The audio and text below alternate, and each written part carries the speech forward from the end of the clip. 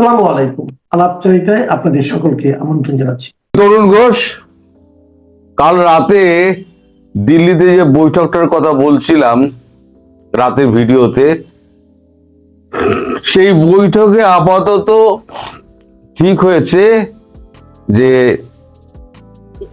দিল্লিতে বাংলাদেশে উপ হাই কমিশনার যারা রয়েছেন তাদের আপাতত ফিরিয়ে আনা হবে, কারণ তাদের উপরে হামলাটা বেশি হচ্ছে জেলায়, দিয়ে ওই মিশনগুলোকে বন্ধ করে দেওয়া হবে। তারপরেতে শেষ হচ্ছে ঢাকা হাই কমিশন। পরবর্তী ক্ষেত্রে ঢাকা হাই কমিশনকে ফিরিয়ে নিয়ে আপাতত কূটনৈতিক মিশন আপাতত পুরোপুরি বন্ধ করে দেওয়া হবে, যেমন পাকিস্তানের মধ্যে সঙ্গে ভারতের বন্ধ আছে। এখন এই খবরটা যখন আমি পোস্ট করলাম, তখনই বিভিন্ন রকমের, আমাকে গালাগাল করার তো লোকের অভাব নেই, গাঁজাখোর, বজ্জাত, ফেরেববাজ, একজন খুব সুমিষ্ট ভাষায় আমায় লিখেছেন, কি পাগলের মতো কথা বলেন মশাই, এই আমাদের পোশাক রপ্তানি শিল্পে আমরা দ্বিতীয় আর ভারতবর্ষ অষ্টম, আর আমরা যা রেমিটেন্স পাই তাতেই আমাদের চলে যাবে। তা আমি যখন উত্তর দিতে গেলাম, দেখলাম পট করে ওটা বেরিয়ে চলে গেল। আমি জানি না উনি পরে ডিলিট করে দিয়েছেন কিনা, আমি উত্তর দেওয়ার সময় পেলাম না, তার নামও দেখতে পাইনি, তাই তাকে আমি ভিডিওতেই উত্তরটা দিচ্ছি যে আমি যেখানে লিখেছি যে বহির্বিশ্ব থেকে বিচ্ছিন্ন হয়ে বাংলাদেশ একা একা কি করে বাঁচবে, এবার আমি দেখব। শুধুমাত্র পোশাক শিল্প রপ্তানি করে আর রেমিটেন্স দিয়ে দেশ চলে না। আর পোশাক শিল্প রপ্তানি কোথা দিয়ে হবে? অর্ধেক জায়গা, মানে ম্যাক্সিমাম জায়গাটাই তো ভারতবর্ষ ছিল। খাদ্যশস্য আপনারা স্বয়ংসম্পূর্ণ নন। জল আমাদের উপর নির্ভর করতে হচ্ছে। এই ফেব্রুয়ারি মাসে যদি জল আমরা চুক্তি রিনিউ না করি, আপনারা জল পাবেন না, কারণ ভারতবর্ষ উপরে, আপনারা নিচে। এবার বাকি হচ্ছে ব্যবসা বাণিজ্য। আপনার দেশের যা অবস্থা, তাতে কি আপনারা আশা করেন যে আপনার দেশের কারখানাগুলো আবার পুনরায় খুলবে? বিদেশি বিনিয়োগ ছেড়ে দিন, দেশের বিনিয়োগ কি আপনারা আবার সুনিশ্চিত করতে পারবেন? পারবেন না। খাদ্য সংকট দেখা দেবে, অর্থ সংকট দেখা দেবে, জল সংকট দেখা দেবে, বিদ্যুৎ সংকট দেখা দেবে। একের পর এক যখন ঘাড়ের ওপর পড়বে, তখন কে মূর্খ আর কে বুদ্ধিমান, তখন কিন্তু পরিষ্কার হিসেব হয়ে যাবে। শুধুমাত্র পোশাক শিল্প রপ্তানি করে বিশ্ব চালানো বা দেশ চালানো যায় না।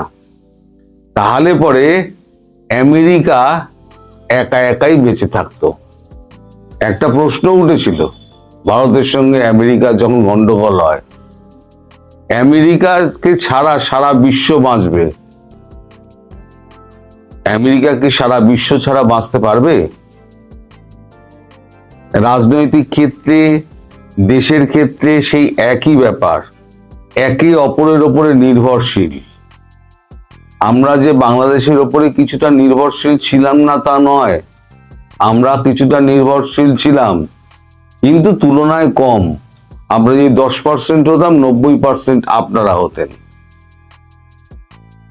আপনারা কি এমন উৎপাদন করেন আমায় বলুন যে ভারতবর্ষ এবং বিশ্বে আপনারা সাপ্লাই করবেন এই পোশাকটা ছাড়া? কি এমন আছে? এবার সি রুট ধরে যদি আপনারা ওই পোশাক সাপ্লাই করেন, তাহলে পরে দামের ক্ষেত্রে আপনাদের যা কম্পিটিটিভ রেট কি আপনারা দিতে পারবেন? দিতে পারবেন না।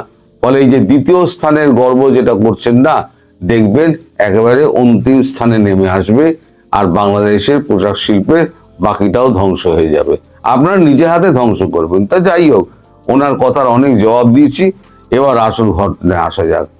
ভারতবর্ষ ঠিক করেছে ধীরে ধীরে ধীরে ধীরে পাকিস্তানের সঙ্গে ভারতের যে সম্পর্ক, বাংলাদেশের সঙ্গে ভারতের সেই সম্পর্কই বজায় থাকবে।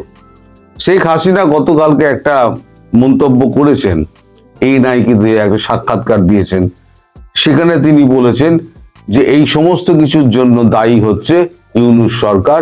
তিনি জেনে বুঝে সমস্ত কিছু সন্ত্রাসবাদীদের জেল থেকে ছেড়ে দিয়েছেন এবং সন্ত্রাসবাদীদের হাতে দেশটাকে তুলে দিয়েছেন। ভারতবর্ষ বন্ধু দেশ, 15 বছর আমরা বন্ধু ছিলাম, আবার আমি যখন ফিরে যাব তখন নিশ্চয়ই আমার সঙ্গে ভারতবর্ষের সম্পর্ক আবার সুস্থির হয়ে যাবে। অবশ্যই হবে। যে কোনো গভর্নমেন্ট এলে তার সঙ্গে ভারতবর্ষ কাজ করতে, শুধু আওয়ামী লীগ নয়, নির্বাচিত সরকার যদি জামাত না আসে, নির্বাচিত সরকার এলে ভারতবর্ষ কাজ করবে। কিন্তু এই মানে এই উগ্রবাদী সন্ত্রাসবাদী এই সরকার ইউনূস, তার সঙ্গে ভারতবর্ষ কাজ করবে না, কারণ এদের প্রাণ সংশয় হয়ে যাবে যে কোনো দিন। একটা কূটনৈতিক কর্মীর যদি মৃত্যু হয় বা কোনো কূটনৈতিক যদি মিশনের লোকের মৃত্যু হয়, তাহলে সারা বিশ্বে আপনাদের একেবারে ডামাডোল বেজে যাবে। ভারতবর্ষের তো বাঁচবেই। সুতরাং ভারতবর্ষ সেই রিস্কটা কখনোই নেবে না। তার আগে সবাইকে ফিরিয়ে দেবে, দিয়ে তালাচাবি বন্ধ করে দাও, তুমি তোমার মতো থাকো, আমি আমার মতো থাকি। নির্বাচন ডক্টর ইউনূস নেবে না। তিনি একটা সন্ত্রাসবাদী, তিনি সন্ত্রাসের রাজত্ব কায়েম করে বসে থাকতে চান। তিনি দেশের জন্য যারা বিদেশে গিয়ে লড়াই করার জন্য শহীদ হয়ে ফিরে এলে সেই সৈনিকরা, তাদের স্টিলের বাক্সে করে ফিরিয়ে এনেছে, সেটা স্টিলের বাক্স সমেত চলে গিয়েছে কবরে, অথবা বাইরে বের করে। স্টিলের বাক্সটা কাঠের বাক্সও পরিণত হয়নি, কফিনে যেটা কফিন হয় তাতে পরিণত হয়নি, তাতে একটা জাতীয় পতাকাও তাতে লাগানো হয়নি। শ্রদ্ধা এমনই। সেখানে সরকার প্রধান উপস্থিত হলেন না। উপস্থিত হলেন কোথায়? হাদির ওখানে। হাদির ওখানে মাথায় একটা টুপি দিয়ে জব্বা পরে তিনি ওখানে কিন্তু উপস্থিত হলেন। সুতরাং এই সরকারের যে প্রধান মোহাম্মদ ইউনূস, তিনি কি চাইছেন সেটা কিন্তু পৃথিবীর মানুষ জেনে গিয়েছে। বিশেষ করে আমেরিকা বুঝে গিয়েছে যে এ হাতের বাইরে চলে গিয়েছে গেম। এখন আমেরিকার দুটো আপনার ড্রিল হওয়ার কথা ছিল। একটা ড্রিল হওয়ার কথা ছিল ইউএস আর্মি আর বাংলাদেশ আর্মির মধ্যে শীতকালীন একটা ঠাকুরগাঁওতে 26-27 একটা ড্রিল হওয়ার কথা ছিল, সেটা জয়েন্ট ড্রিল, সেটা ক্যান্সেল হয়ে গিয়েছে। আর ইউএস নৌবাহিনী আর বাংলাদেশ নৌবাহিনীর মধ্যে চাঁদপুর এবং মেঘনা নদীর ওপরে যে মহড়াটা হওয়ার কথা ছিল, সেই মহড়াটাও বন্ধ হয়ে গেছে। ইউএস বুঝতে পেরে গেছে যে এ রুগী আইসিইউতে চলে গেছে, এই রুগীর ওপরে আর শ্বাসযন্ত্র, নকল শ্বাসযন্ত্র দিয়ে, বহিঃশ্বাসযন্ত্র দিয়ে একে আর বাঁচানো যাবে না। এ সিরিয়ায় চলে গেছে, একে আর ফেরানো যাবে না। গেম হাতের বাইরে চলে গেছে। তো এখন ভারতবর্ষ যেমন পাকিস্তানের সঙ্গে লড়াই করে, তেমনি লড়াই করবে। যদি আমাদের এখানে কিছু হয় তাহলে লড়াই করবে। আর কূটনৈতিক মিশন যদি বন্ধ হয়ে যায়, তাহলে এমনি খাদ্যপণ্য, জল সরবরাহ থেকে আরম্ভ করে, বিদ্যুৎ সরবরাহ থেকে আরম্ভ করে সমস্ত বিচ্ছিন্ন হয়ে যাবে। কারণ একটা দেশের সঙ্গে সম্পর্কই বিচ্ছিন্ন হয়ে গেল, তাহলে তাকে আর পাঠানোর কি দরকার? সে পয়সা দিলেও তাকে পাঠানো হবে না। পাকিস্তান পয়সা দিতে চায়, পাকিস্তান সম্পর্ক স্থাপন করতে চায়, ভারত করে না। ভারতের ইচ্ছের ব্যাপার, ভারত তখন করবে না। এবারে একা একা বাঁচুন। ভারত বিরোধিতা তো, ওই যে বলি, মাঝে মাঝে বলি না, ফাঁকা পেট আর ফাঁকা পকেট অনেক কিছু শিখিয়ে দেয়। যাও, ঠিক আছে, এবার যখন বন্ধ হবে তখন বন্ধ হবে। আপাতত এই সিদ্ধান্ত হয়েছে, তারপর ধীরে ধীরে আগে উপ হাই কমিশনাররা ফিরে আসবে, তারপর আমাদের হাই কমিশনার বাংলাদেশ থেকে তিনিও ফিরে আসবেন। এখন শুধু সময়ের অপেক্ষা, আপনারা দেখতে থাকুন। এবার আপনাদের বাংলাদেশের কিছু কথায় আসি। সেটা হচ্ছে আপনাদের জাহাঙ্গীর আলম, যিনি স্বরাষ্ট্র উপদেষ্টা, তিনি পদত্যাগ করেছেন। গতকাল রাতে তিনি পদত্যাগ করেছেন। তিনি তার ঘনিষ্ঠ মহলে বলেছেন যে মৌলবাদীদের এই যে চরম আচরণ, তিনি আর বরদাস্ত করতে পারছেন না, ফলে তিনি পদত্যাগ করেছেন। তিনি আর একটা এতে রয়েছে, পদে রয়েছে, সেটা হচ্ছে কৃষি উপদেষ্টা, সেটা থেকে কিন্তু উনি পদত্যাগ করেননি। আর স্বরাষ্ট্র সচিবের আপনার স্বরাষ্ট্র মন্ত্রণালয়ে স্পেশাল অ্যাসিস্ট্যান্ট করা হয়েছে জসিমউদ্দিন রহমানের আত্মীয় খোদাবক্স চৌধুরী। জসিমউদ্দিন রহমানিকে আপনারা নিশ্চয়ই চেনেন, তার আত্মীয় খোদাবক্স চৌধুরী, তাকে মানে বেছে বেছে, একেবারে সন্ত্রাসবাদীদের বেছে বেছে আনা হচ্ছে। খোদাবক্স চৌধুরীকে স্পেশাল অ্যাসিস্ট্যান্ট হিসেবে নিয়োগ করা হয়েছে। ধর্মমন্ত্রী ফারুকি আজম, তিনি এখন থেকে স্বরাষ্ট্র মন্ত্রক দেখবেন। আর থাকছেন জাহাঙ্গীর আলম, দেখবেন না, এখন স্বরাষ্ট্র মন্ত্রক দেখবেন ফারুকি আলম। ইউএস আবার একটা অ্যাডভাইজারি জারি করেছে, বলেছে সাড়ে আটটা, আজকে সকালবেলা 8:30 নাগাদ একটা অ্যাডভাইজারি জারি করেছে।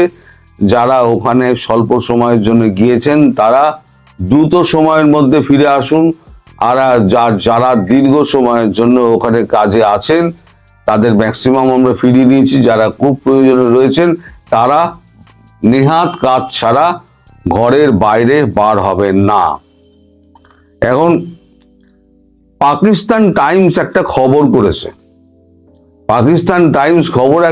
সেখানে তারা বলছে ঢাকার জন্য 10 ঘন্টা ব্যাপী একটা সতর্কতা। পাকিস্তান টাইমস, আমি খবরটা পড়িনি, কিন্তু আমায় একজন পড়ে জানালেন যে এই ব্যাপার। পাকিস্তান টাইমস, তারা পর্যন্ত ডনের পরেই যার স্থান, ডন হচ্ছে প্রথম পাকিস্তানে, তারপরেই হচ্ছে পাকিস্তান টাইমস। তো পাকিস্তান টাইমস যখন খবরটা করছে তখন দায়িত্ব নিয়ে হয়তো খবর করছে। আগামী 10 ঘন্টার মধ্যে কি হবে না হবে তা আমি জানি না, পাকিস্তান টাইমস লিখেছে এইটা। এখন দেখা যাক সামনে কি হয়।